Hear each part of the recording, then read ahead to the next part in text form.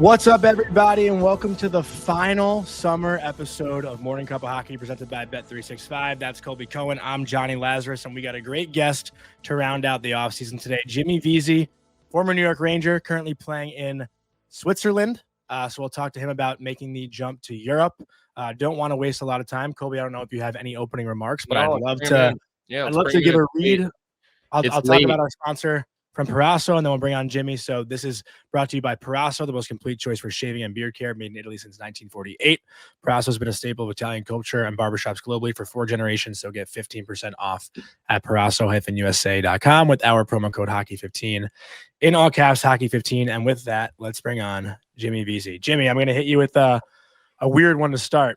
First of all, hope all is well. Second of all, your Instagram ratio is bizarre. Following 430 followers. Did you only follow me back to keep your ratio on par, or am I just special? No, I actually I had a bigger Instagram before, and then since I've kind of been out of the NHL and into Europe now, I made a smaller private one. I got the look. Don't need. You gave me the look, so gave you it back, but no. Don't need the mainstream anymore of being in New York. It's or in the NHL. I mean, it can be somewhat of an invasion of privacy in some levels. So yeah. Well, you've never exactly decided to play in small markets either, right? You've always been in Toronto, New York. I mean, you've played in some of the hockey meccas, and obviously, I think everybody's really familiar with that, but. Like I'm really curious about your experience in Europe so far. I mean, you're a veteran of the NHL. I think the last time I had looked, I think you played about 650 regular season games, somewhere in that ballpark, and then there's a number of playoff games that go with it. So like, it's not like you've had a cup of coffee in the NHL. You've had a very, very successful National Hockey League career. Now you go to Europe, which is just such a different, like everything. When we were texting, you were telling me like a little bit about training camps. So I'm just curious, like, how has the situation been so far? And maybe what has surprised you the most about being over in Switzerland, which would differ from what you've been used to for the last decade of playing in the National Hockey League? Yeah, I mean, the first big difference was the training camp. I don't think they have an NHLPA in their corner necessarily here. So training camp, I believe, started July 27th or 28th, and should be illegal. I had my brother's wedding to attend, so I showed up August.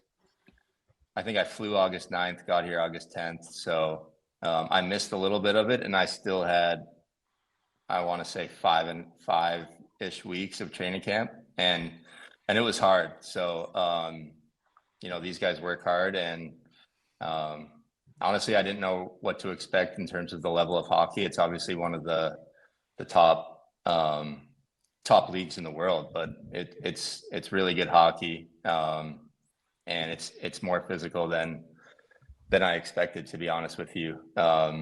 They protect the front of the net really well. I think that's a big emphasis in European hockey and Swiss hockey, and it's hard to get to the front of the net, and they let some crazy box outs happen. So IIHF refs suck. I mean, I have been screaming that. They're so inconsistent. I mean, I remember playing in Finland and like sharing a similar experience. Like I remember the first day I was there, it was a 5-mile run before practice. And I said to the coach, like, listen, like I'll run, but then I won't be able to practice. So it's kind of up to you guys which one you want. But the reffing was always like a total crapshoot. Have you had that with the Swiss league? Has there been a lot of running as part of the training camp, or has it at least just been like on ice and like weight room type of stuff? Yeah, no running, but a lot of biking here. These guys love to bike. And I think we have 4 or 5 Finnish guys on our team, and they're like crazy about the bike. Jesse Puljujärvi's actually on my team, and this guy bikes like I've never seen. I don't know if it's a European thing or a Finnish thing, but they love the bike. And I don't know. I more to my point, a few years ago, in the NHL, they tried to take the full cross check out of the league. That was one of the rule changes. So you more so now can kind of, I guess, push in the cross check position. You can't wind up and take a cross check, but I think that still flies here. So it's not as easy to score or get to the net as I would have thought. But with that, Jimmy, like, where are you right now as a player? Because I feel like the last couple seasons, you've reinvented yourself as more of a defensive forward, where like in the early parts of your career, you're obviously, the offensive guy. So what kind of style are you playing right now out there? Just because, I feel like you've had to reinvent yourself so many times throughout your career. I'm curious what it's like for you right now. Now it's a total full circle moment where I'm first power play, first penalty kill, and playing a lot of minutes. So it's definitely, I'm having a lot of fun, but I think I'm still adjusting to playing, 20, maybe 20 plus minutes on some nights. So did you learn? Oh, sorry. No, go ahead, Jonny. You can ask a follow-up. I was going to say with that though, like that full circle moment, I feel like, maybe the way it ended wasn't, a positive, but in that like 2023, 2024, those 2 years in New York, I feel like you kind of learned to love that role. No, like you were scoring a shorthanded goal here and there, you were PKing, and you really like established yourself in that. So I'm kind of like curious, as a guy who grew up, being the points guy always, did you love that, third line role that you had? Because I was telling Colby and Vic before, like, I'm sure we're going to talk about New York and stuff, but in my opinion, I think you'd be the perfect guy in the Rangers third line right now that they're missing. So I'm pretty bummed to not have you here. Yeah, I think obviously my first go around in New York was extremely fun, being, straight out of college in the city. I was, living with Hazy, Brady Shea. We had great times. Those are two of my best friends still. And then to come back and sort of do it a different way, honestly was probably a little sweeter for me. More so because, yeah, I felt like I was a big part of the team, even though I was, in the bottom of the lineup, so to speak. And we had great teams. I mean, the 2 full years that I came back for, both years, I legitimately thought, we were a Stanley Cup contender. And in 2024, it sucks we ran into Florida and they've become this sort of, start of a dynasty or a mini dynasty right now. But until the final buzzer rang in 2024, I actually wasn't even playing. I was hurt, but I legitimately thought we were going to win the Stanley Cup. Yeah. Well, and I'll just point out, like, you still played almost 14 minutes a night average, and the next year 13 minutes a night. So, that's not 4 minutes a night. That's not 3 shifts. Like, there's still a lot of contributions happening when you're putting up 25 to 30 points. You're a plus player and you're playing 13 minutes a night. I mean, that's still, generally speaking, the team that's winning the Stanley Cup right now. The top 2 lines on every team are sort of canceling each other out. And I feel like the third line can be the X factor on a lot of these Stanley Cups. I mean, Brad Marchand took over the cup this year and really was on their third line, if we're being objective about it. I know he plays in a lot of different situations. So, and I'll say this, and I'm curious your thought on this, Vise, like, because I got to see you play a lot in college. You remember I did a lot of your games. Like when we first met, I got to see that unfold. Obviously, Hobie Baker, like, pretty ridiculous. Those that you were on some good teams at Harvard. It was a pretty good period of time for you guys. But I think most guys like you that are elite offensive players their whole lives, like, if they're willing to do it, you're smart enough to do it the other way too. It's really just a willingness thing. And clearly you were willing. I remember we were talking when you were going through some of those, you had to go make teams. Like you were going, I think the one year you went on a PTO, didn't you? To New York. Yeah, I did. I actually did New Jersey PTO, and then the next year another PTO in New York. Which, like, doesn't happen that often where they actually make the team. So, like, I think, like, it's a credit to you. And, like, I know you're a humble guy and, like, you're never going to say it, but, like, it's a credit to you for just being willing. I also don't think people know how tough you are. Like, you didn't drop the gloves that many times, but, like, I know your background. Like, if you're going to go into a bar fight, you're a good guy to have with you. Like, and I just don't know if people know that about you get enough credit for that type of stuff.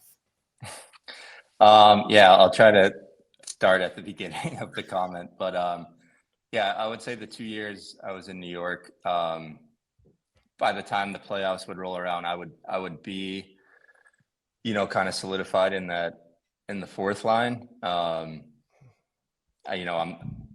a bigger guy. I'm not going to say I'm the most physical or I don't really play a grinding game. So maybe that's kind of where I fell off or fell out of the league. But my counter argument to that would be, yeah, those 2 years I scored, 11 and 13 goals, primarily playing bottom six. And, I don't care how physical the games are, but at the end of the day, you lose because the other team scores more goals than you. So I don't know. That would be my counter argument. And yeah, I mean, I think growing up, I was the biggest kid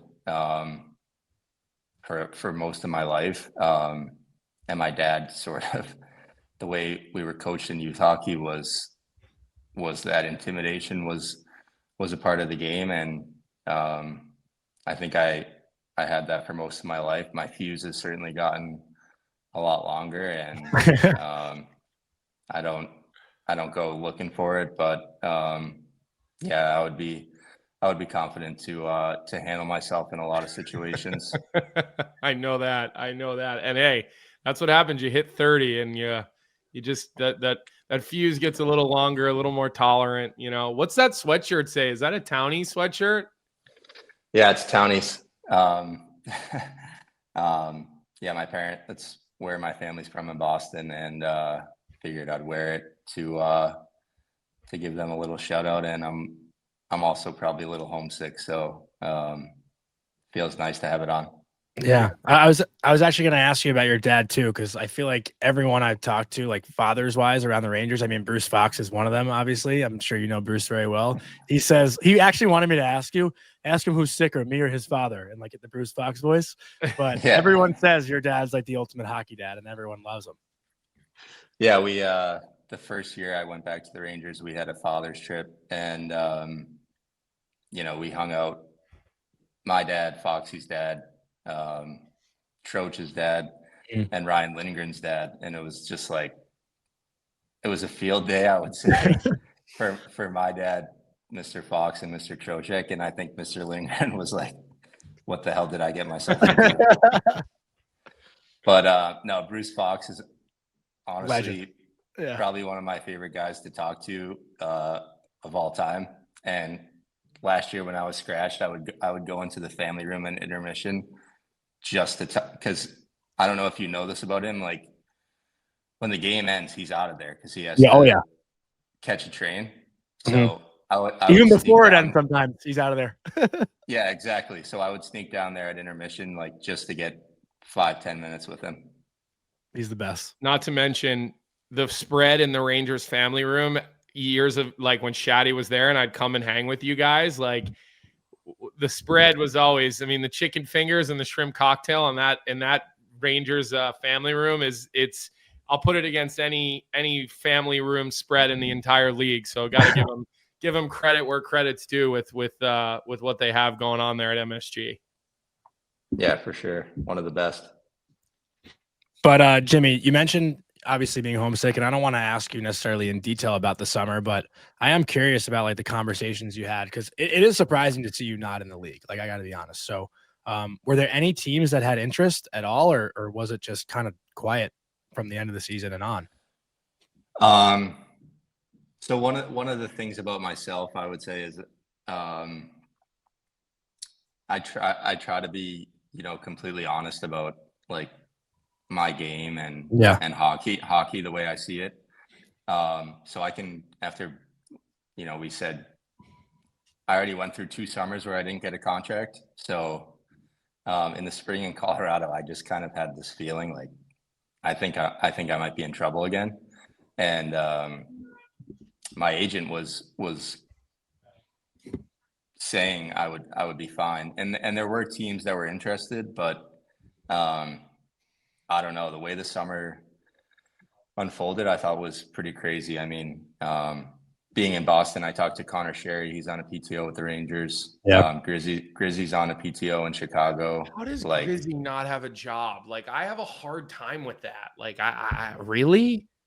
it seems like the league has this summer especially just got, younger like overnight, and teams are prioritizing youth over a veteran at a similar cap hit, I guess. But I knew at 32 years old and having the season that I did that it wasn't going to be great. But I would say, I'm fine to move on with my career if that's what it's going to be. But the only thing that was somewhat challenging or disappointing to me was, if you go back, last year I got injured in training camp, and the year before I got injured in the conference finals. Game 2, right? Yeah, game 2. Yeah, which kind of screwed up my summer of training and whatnot. So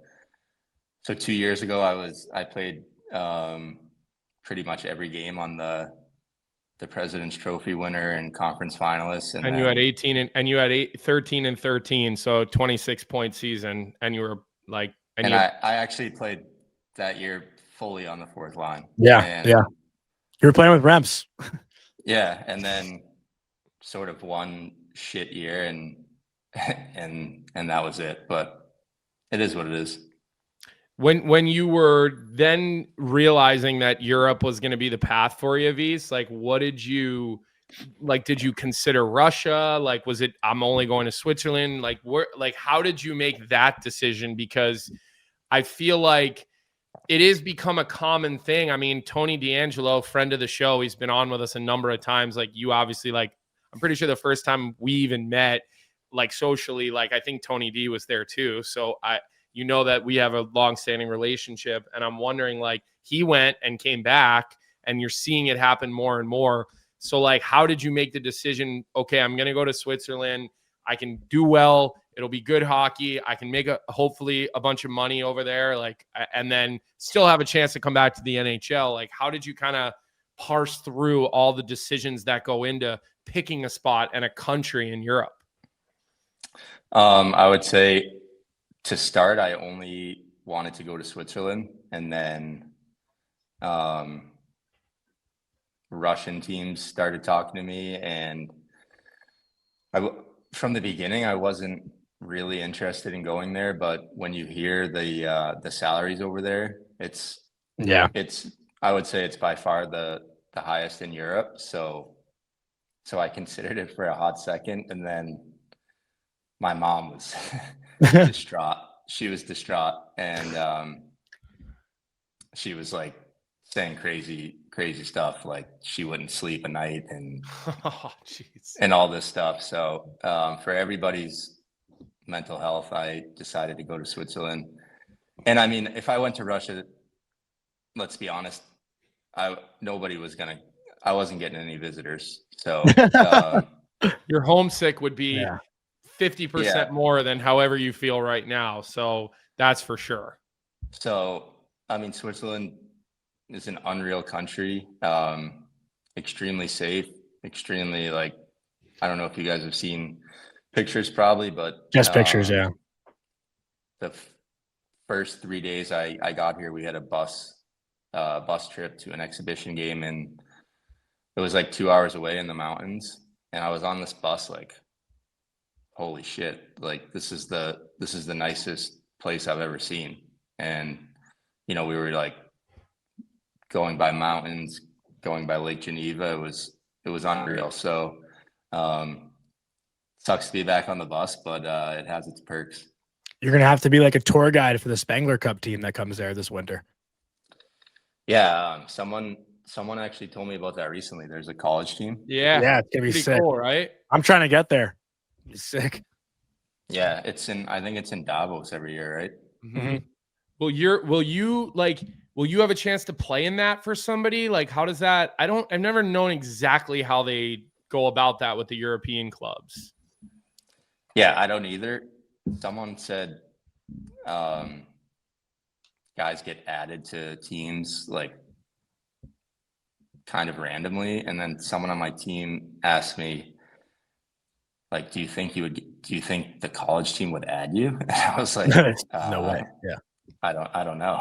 That'd be sick. Honestly, you're already playing over there. Well, Yeah. Listen, Guy Godowski's a good, he's a friend of the show and he's a friend of mine. So I'll tell him, hey, you got to get this guy's he's a former Hobie Baker. It's a no-brainer. Like, let's get him on the team and show the young bucks how it goes. Yeah. I mean, I don't know anything about the tournament, but I mean, for college hockey, I'd say that's pretty sick deal. Yeah, it's gonna be awesome. And obviously the staff they're bringing along is pretty sick too. Like having Guy Godowski there with all the eyeballs on Penn State this year is gonna be super cool. But also Jimmy, like I don't know if there was someone who did it before you, but obviously we got to ask you about you being a pioneer and deciding where you were going to play, you know, your senior year of college. Like, can you remember someone who did it first? Like I said to Colby, I feel like you're kind of the OG guy who picked his own spot. And it's funny too. Like, so McKenna, I'm not. That's the thing. Okay. Who was it? Well, Kevin Hayes was like 2 years before me. Yeah, he was drafted by what, Chicago, and he went to New York, right? Yep. Yeah. But was he as sought after as you were, Jim? Probably not. But I'll go through the names and then I'll get back to it. But Mikey Riley was my age. He actually got drafted a year before me, but I didn't get drafted till my 19-year-old year. And then I think the first one was Blake Wheeler. Oh, no way. I didn't know that. He was a top 5 pick, I believe. Yeah. You were 4th round, if I remember, 3rd round? 3rd round. I always say 10th round. Because the second year. Yeah. Yeah. No, I think, I mean, looking back, thank God it happened when it did, because social media was just kind of getting going. Mm-hmm. And it still was a big, somewhat of a burden on my life. So I can't imagine all over ESPN. And I can't imagine I mean, guys are still doing it, but I can't imagine. I mean, I had messages back to social media. I had messages on there that were like craziness. Yeah. Right. And it was Nashville. Imagine if it was like Toronto or like Boston that drafted you and you would have gone elsewhere. I mean, look, I said this when Cutter Gauthier did it, like, you have very little leverage basically as a player your whole career, other than like a few guys in the league who actually have real leverage. Everybody else, like, you might get 1 or 2 times in your career to have a little leverage. So like, even when Cutter did it, I didn't agree with the way he did it, where like he completely iced Patrick Sharp and John LeClair after games, like literally wouldn't go out and talk to those guys. And like, I was pretty critical of that because like, it's Patrick Sharp and John LeClair. Like, I feel like you should always go and shake their hand and at least like talk to them. But like, using your leverage to go somewhere else, like one of the few times you may ever have it, like I don't know. I don't see anything wrong with it. I think guys that do that, good for them for doing it, because you might never get leverage again. Like, did you ever have that type of leverage again in your whole career? No, I would say I never had much, or if at all, any leverage ever again. So I don't know. I don't regret any of it. Playing in New York was probably in terms of my hockey career, the 6 years in New York were probably the highlight of my career, I would say. And I mean, I'll ask you guys, how many guys do you know that, get drafted somewhere and sort of get lost in the American League, and you ask all the time, why everyone. why can't this guy play in the NHL? Like, Circumstance, luck, literally. yeah. And yeah, I don't know. Listen, you called your shot and you made the shot. Like, to oversimplify it, right? You said, I want to go here because this is where I can go play and make an impact. And like, you backed it up, right? Like, you went to New York as a first-year player. In your first year, you scored 16 goals in the fucking NHL. Like, after being a Hobie Baker winner at Harvard, like, you know, Harvard's always good, but you guys were exceptionally good, you know? I mean, and then obviously the run after you with some of those other guys was then you had Donato, Jimmy. Fox, all those guys like come right after you, right? Like, you were weren't you like a senior when those guys were all like, they were kind of coming in as freshmen? Am I remembering that right? Ryan was a freshman. Foxy, John Marino got there the next year. Okay. But I was gonna say, like, I always joke that Teddy waited until Ryan got there to get Foxy and Marino there. because they went to the Frozen Four that year. That kid was good. People never gave him enough credit because he played, like, was in Foxy's shadow that whole time. But like, that kid was good, and I'm not surprised he's had a good NHL career. Like, I'm really not surprised by that whatsoever with John Marino. What were you gonna say, Johnny?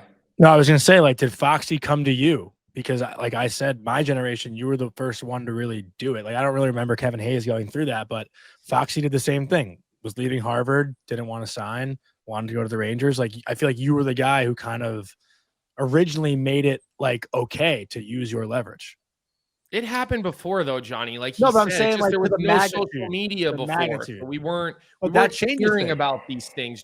Kevin Hayes was a first-round pick. Like, that still changes things. Do you know that the Blackhawks are still drowning on about that, V's? Like, we were at the Frozen Four 2 years ago, and they were kind of, you know, Ryan Green was a prospect they were talking to, and like, again, they're still worried that they might get Kevin Hayes by anybody and everybody who plays college hockey. Like, that left like a scar for them.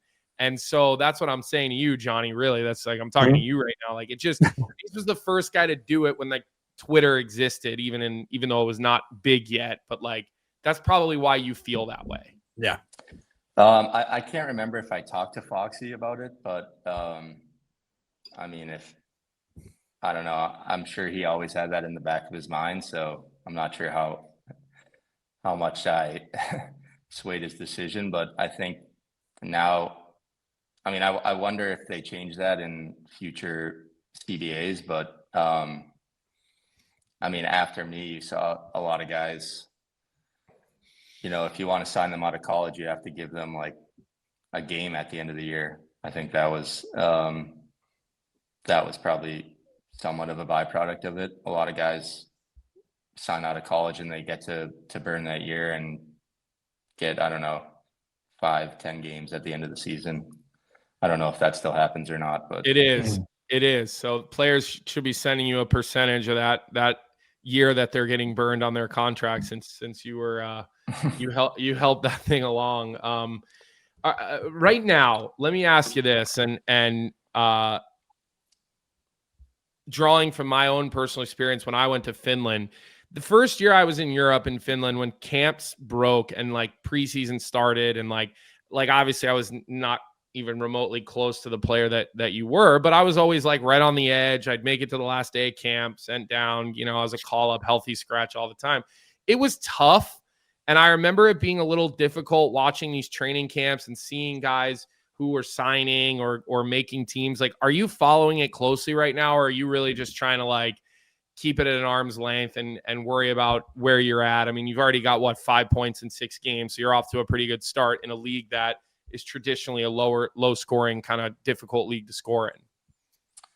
I'm still going to follow the NHL. I've said this. I said this in an interview a couple of years ago, but I mean, hockey's sort of just in my DNA at this point. And I always followed the league, and like, I know when I was playing, I knew everybody's stats, how much they play. I used to argue about this with like Foxy actually too. because he's such a like smart hockey player, and he would, we would name random guys in the league, and he would be like, I would be like, is he a lefty or a righty? And he would have no clue. And I'm like, That's crazy. Yeah. I'm like, I would think he was lying to me, but yeah, I'm still gonna follow it. Obviously, I have some close friends still playing, like Kevin Brady, guys from the Rangers, Troach, Tony D is actually one of my closest friends. So I'll follow those guys, but I don't know. I think it was first exhibition games last night. Yeah. I kind of scrolled through some of the goal scorers. Yeah, I'm not gonna lie. I was like, but the craziest thing for me, honestly, is like some of these guys are, when I look at their birth year, I'm like, wow, this kid's so young. There's a kid that plays in Anaheim, Sam Colangelo. Yeah. And his cousin used to play AAA with my brother. And I remember when Sam Colangelo was like born. So it's kind of crazy, but no, I'm not really expecting to like come back to the NHL or anything. I mean, after this year, I'll be 33. Who knows what can happen? I know guys have done it, but I don't know. I'm at peace over here. Well, would you want to get into coaching or anything after your playing days are done? Yeah, I always have said that. I think I could help guys just through my own experience,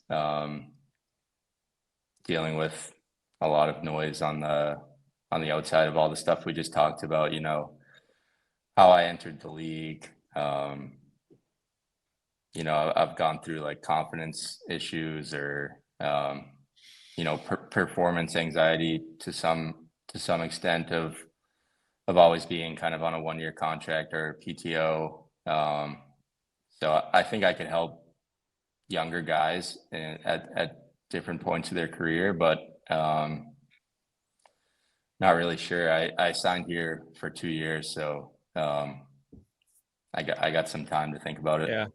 Well, we had Nick Bonino on the show maybe a couple weeks ago, and he was saying that he signed a new contract in Europe, and then Dan Muse called him and offered him the job to come be an assistant coach. So I would say like your life experience of like being the ups and the downs of just like how you came into the league, winning the Hobie, then having to go figure out how to be a fourth liner on really. I do think you're right. Like you have real life experience. It wasn't like it was a cakewalk for you every day. I always say, I've heard Wayne Gretzky say this before, and it makes a lot of sense to me. And I'll be honest with you, like I'm coaching in the NA right now, the North American League. And you know what's going on with junior hockey right now because of the CHL, and a lot of these kids are going to the CHL and all this stuff. But, sometimes it's tough. Like, and Gretzky said this, like, it's hard for me to coach and like players who played for him, like, cause it was so easy for him, everything was just like, he could do anything. And even at times, like I'm coaching in the NA and like, I got to remind myself. And like, obviously I'm not, let me just be honest. Are you Gretzky in this scenario? Let me be clear with everybody. I'm not comparing myself, but you got to remind yourself, like I have kids that are born in 2009 on our team.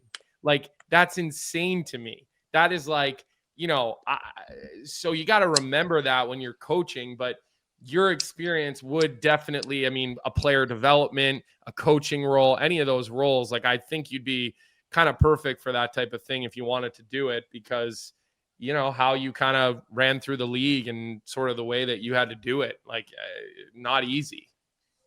Yeah. We'll see. One thing I'll say, about the future of hockey, like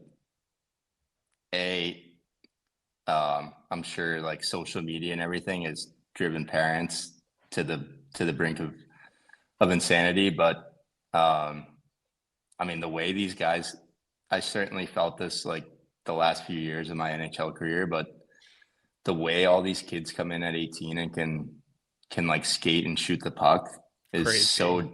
so different than like all of us, the way we grew up, I guess. Like the skill development and the coaching now is wild to me. I was watching the USHL all weekend. Every kid's doing the toe drag and release. Every single kid can do it at 90 miles an hour. Every kid. The Bedard, that's what I call it. Yeah.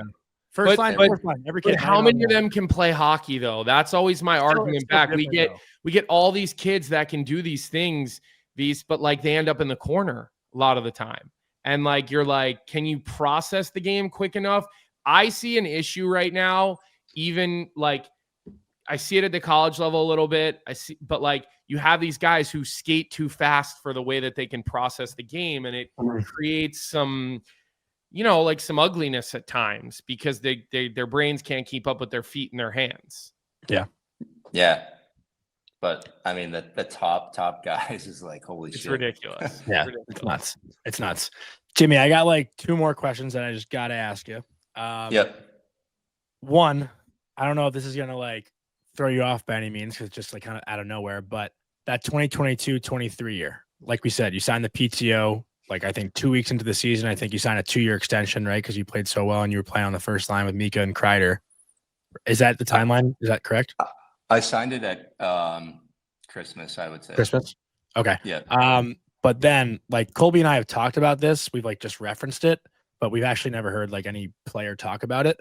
When you were getting, that ice time, you're playing top 6 minutes and then they bring in Kane and Tarasenko. Like, was that something that you were pumped about? Or, you talk about pretty openly, the performance anxiety and whatnot. Is that like a big, oh shit, like what am I going to do? Like, you know what I mean? I'm kind of curious where your head was at when those 2 trades went down.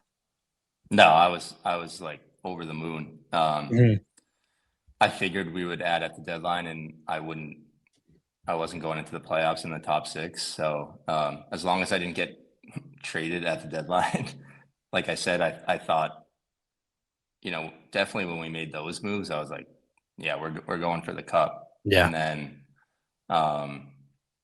Boston had a crazy year that year and they lost to Florida first round. So I was like, the road is paved for us. And we fucked it up against New Jersey. I'm not saying we would have, won the cup, but Boston being out was big. That was the craziest series ever too. Like after the first 2 games, I was like, oh my God, this team is unbeatable. The 2 games in Jersey. Yeah. I would say that year, the 2017 playoffs, Ottawa, and my those 2 years, I thought we were good enough to certainly go further. And my junior year of college, we lost first round of NCAA tournament, and I thought we were a legitimate contender to win the whole thing that year. Those 3 things of my hockey career, those are the things that I lose sleep over. Yeah. The NCAA tournament, man, it's so hard in that one game. Like there's just so many surprises for the most part.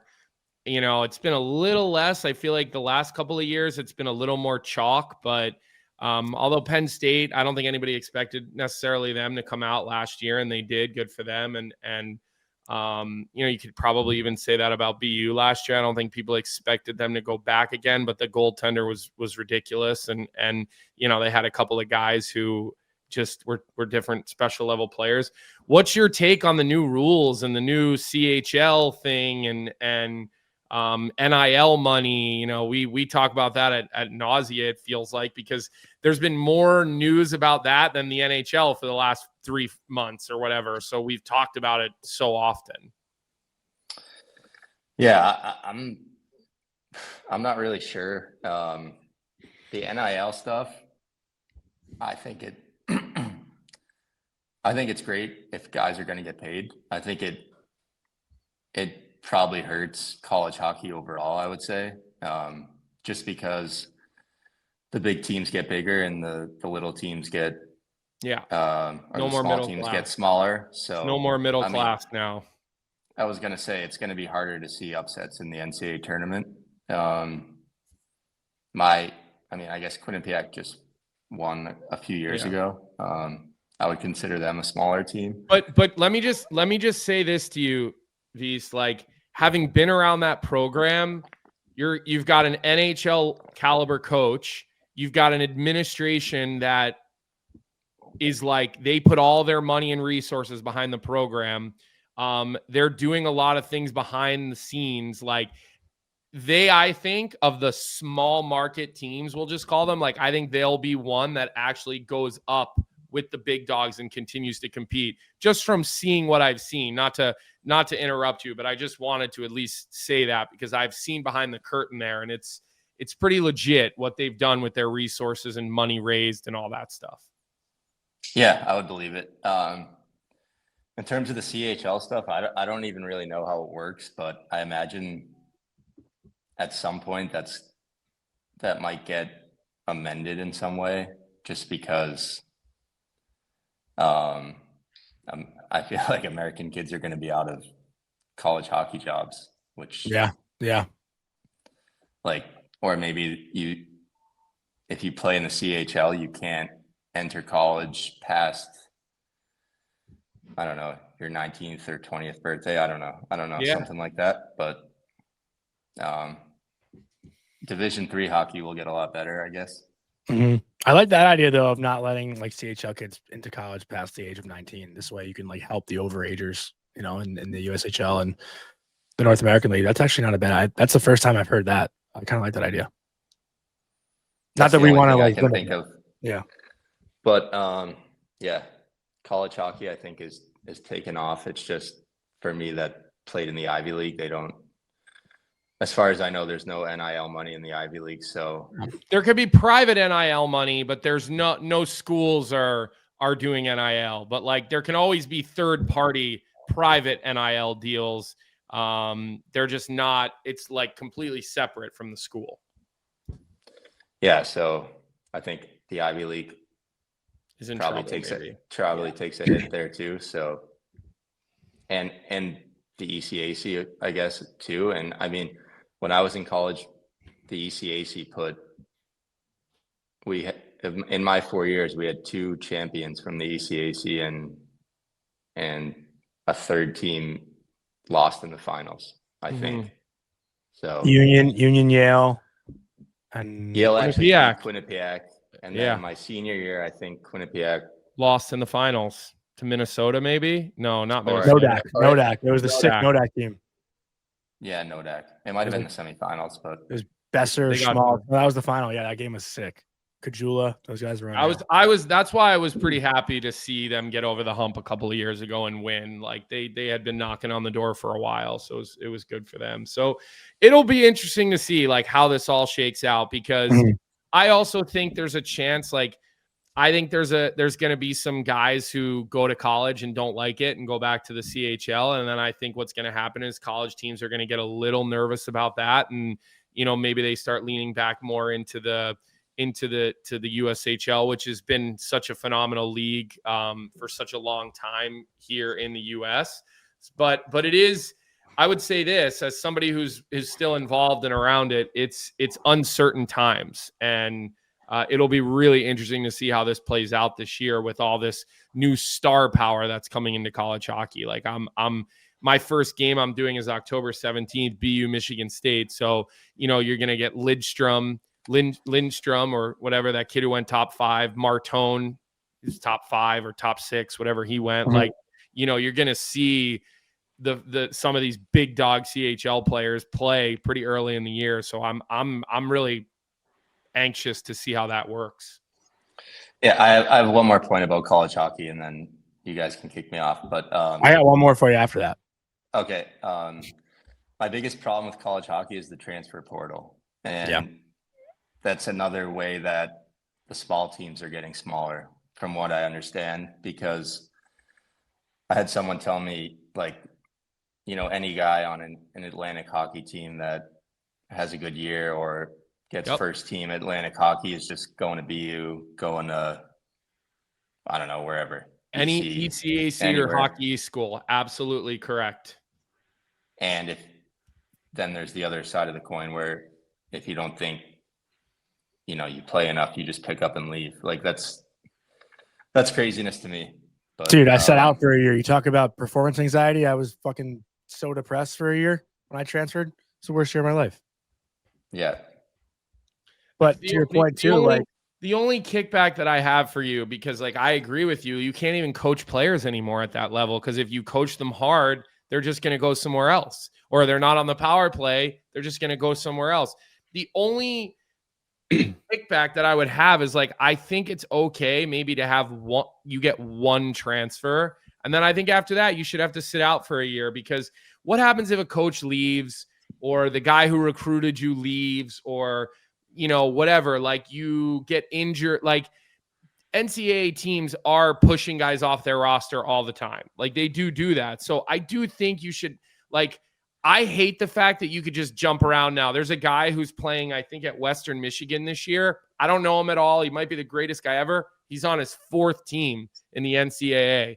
I think his name's Cole Spicer. I think he's a Bruins draft pick. I think it's four transfers. Like, to me, that's too much. But I do see a circumstance where like one transfer where maybe you only sit out a semester. Like, I don't know. I kind of go back and forth on it. Just because, like, what happens if your coach leaves, right? Like, and that's your guy. Like, that's who recruited you. So, like, I agree with everything you're saying. I just feel like they got to rein it in somehow. And we live in this now, like, the NCAA, like, they're just like laid down their guns, and they're like, you guys can just do whatever you want. Now we have guys who played in the AHL playing college hockey now, which is crazy. I don't know if you've seen that. Yeah, I saw that. But I think they got to find some happy mediums, right? Like, I don't necessarily know if cold turkey's right, but the wild, wild west, I'm not a fan of that either. Oh, okay. You made your point.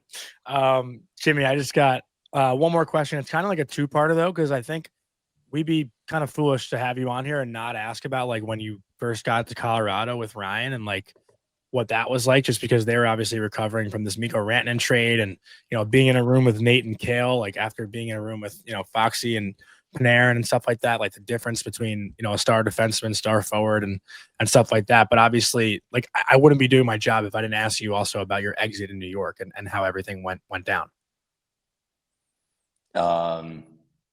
Okay, so yeah, Colorado was I'm not gonna lie, it was a tough experience. I actually wanted to get traded before the deadline, just because I got hurt in training camp, came back, played, and then I wasn't playing. So I mean, I was on a contract year, like I said, 32 years old, or 31 at that point. So yeah, I was looking to play and try to get myself another contract. It didn't happen until March. So that kind of sucked for me and the situation. And by the time I got to Colorado, it just felt like I hadn't played a lot the whole year. And obviously they had a lot of bodies come in at the deadline, and a lot of bodies already in place. So I played my first game in Colorado, and I didn't have a very good game, and it felt like after that I was kind of out of the mix. But I mean, we had a loaded team. If you look at that roster, pretty crazy. That was my cup pick. Yeah. Yeah, it was a new experience for me. It was challenging that I wasn't really playing and didn't play at all in the playoffs. But I mean, a unique experience. Like you said, I feel like I've played with a lot of world-class players, and to be around those guys was really cool. See how they work, how they process the game, how detailed they are. And then I was there for, the return of Landeskog was pretty sweet to see. And, he was like probably one of the nicest guys I've ever met in hockey. So everyone was pumped for him. But yeah, me and Ryan, we showed up to Tarrytown one day for practice, and got called into Drury's office, and we had a flight at 7 p.m. that night, I think. So packed our bags and went right there. So kind of a whirlwind, and it was good. At least I had a good buddy to to be with in that. But yeah, I forget if I don't know if I rambled there. No, not at all. I was just, because I remember, and again, like I hate to bring it up, but I feel like I have to. Like, you were pretty outspoken about how unhappy you were. I think you talked to the media, and you weren't the only guy to do it. Like Capo did it, Jonesy did it, Calvin Hahn obviously at the end of the year. But I was just curious, like if it was almost like a relief that you left, but almost too late. Because at the time, I think when you said that, I don't know, it might have been January. Yeah, at that point, I was trying to get out. That's how I would phrase it. Yeah. I actually asked for a trade in December, in hopes that, like, I think Colorado was one of the teams that was interested at that point, and I was just trying to go somewhere sooner than later so I could just get in the mix and maybe establish myself a little bit more than going at the deadline. So yeah, that was, I don't know. I mean, I guess I was pretty spot on with what I said. Yeah. I'm out of the league. So yeah, no, I feel for you, man. Again, like I said to Colby and Vic before, I was like, I can't believe Jimmy didn't find a team. And I'm not just saying that because you're on here, but feel for you. Yeah. Well, the hardest part was the team was also struggling. So, like, where we were like floundering around the playoff race, but a couple of times we lost games, and like we lost a game to like Chicago, I remember, and the lineup stays the same. I don't have any animosity over it, but I don't know. Usually when you lose a game, something changes. Yeah, I mean, listen, I think when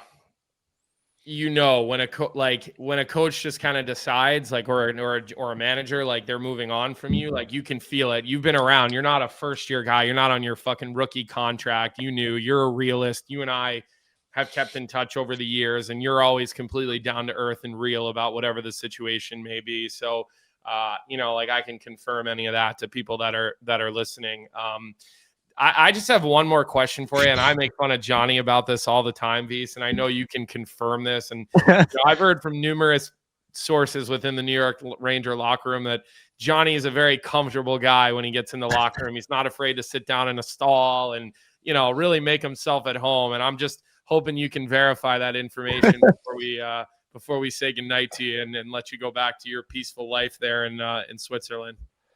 Honestly, I didn't see you much in the locker room, I would say. I feel like it was more like you weren't at practice too much. It was more the morning skates. Mm-hmm. And at that point, like morning skate, I'm sprinting. I do not want any media. So yeah. I feel like I didn't see you that often, but no, I always had time for Jonny. He played juniors with one of my buddies. Yeah, so, Cam Knight, got to shout him out. Yeah. So, I don't know. I guess that's where the soft spot started. But no, I always compare him to a golden retriever. He's just like, he just doesn't. Let him finish. It's not the sharpest, but he's like a golden retriever. No, I never really had. I think all the media in New York, my last 3 years there was some turnover from my first time, but I don't know, you guys, I never had a problem with any of you guys. Yeah, you're always one of the guys that we love talking to, so we appreciated that. Yeah. All right, buddy, listen, we're going to let you go here since it's late where you're at. Good luck here. We'll be keeping an eye on you, and every once in a while we'll get a text from like an NHL scout or a GM or whatever, like they heard something we said on the show, and it's usually Jonny, and they're pissed about it. Like Bill Guerin called him out to his face in Vegas this summer, which was awesome. Seems so irrelevant to anything we're talking about. But no, my point being is that we're going to keep the Jimmy Vesey train going on here. We'll be mentioning all your stats and all the things you're doing in Switzerland. Keep that flag carrying here. So we'll see you back in the NHL potentially at some point. And if not, hell of a run for you, man. So Yeah, thanks, guys. Good to see you guys, and thanks for having me. yeah. Oh, wait, Jimmy, I have one more. Oh God. It's from Cam Knight himself. I texted him earlier today. He just got back to me. He said, catch him off guard and ask him what happened to Jazzy's suitcase in Nantucket. He won't give you an answer, but you should get a good laugh. Ha ha. For those of you who are audio only, he's giving us his fucking toothless grin right now. So there must be a good story. No, my brother got married this summer, and Cam was at the wedding, and the bachelor party was in Nantucket, and we had a great time. That's all I'll say. And yeah, some luggage was misplaced on the ferry. We'll leave it at that. But yeah, Cam's the best, Colby. This kid's hardcore Boston. Like, you'd love him. Yeah. All right, bud. I'll let you go, Jimmy. Good luck. Light it up out there, and we'll see you when we see you. We'll stay in touch with you. We'll try to get you back on during the season and see how things are going. All right. All right. Thanks, guys. Appreciate it. See you, I'll give Bruce Box a hug for you, Jim. Yeah, tell your dad I said hello. He's a fun guy to run into at the Bean Pod every year. All right. See you, boys. All right. Awesome stuff. Thanks, Colby. Great job getting him. We do have some orders of business to get to right away. First, I'll give a shout out to our sponsor, Out West. From early morning skates to late night league games, Out West polos are built to keep up. Lightweight, breathable, and made to move. They're clean, sharp, and built for guys who don't want to wear the same thing as everyone else. So head to outwest.us and use our code Cuppa, CUPPA, in all caps for 15% off of your order. Colby, anything you want to talk about? Yeah, I mean, listen, there's obviously been some things going around, but the league. But again, I mean, I guess I'd want to give a shout out to Bernie Parent. Rest in peace to a legendary Philadelphia Flyers goaltender, a guy that I didn't know him well, Jonny, but I crossed paths with him a number of times just from doing TV in Philly and charity golf events and stuff like that. And the very, very brief experiences that I've had with Bernie, like, we lost a good one. Like, just such a happy guy, positive, loved the NHL, loved the Flyers. I mean, thinking of him and thinking of his family right now. But R.I.P. Bernie Parent. That's a big loss here in Philadelphia. I mean, my mom knew Bernie really, really well from her days back in the 70s when she was, my mom grew up, I've talked about this with the Snyder family, right? Mm-hmm. So my mom had this uncanny access to the team, drank from the cup in the locker room when they won in the set, whatever. So my mom knew Bernie Parent really well. And so she was, definitely bumming pretty hard when the news came out. So other than that, though, you said this is our last pre-tape. Next Wednesday, we're live, October 1. Got it. That's confirmed.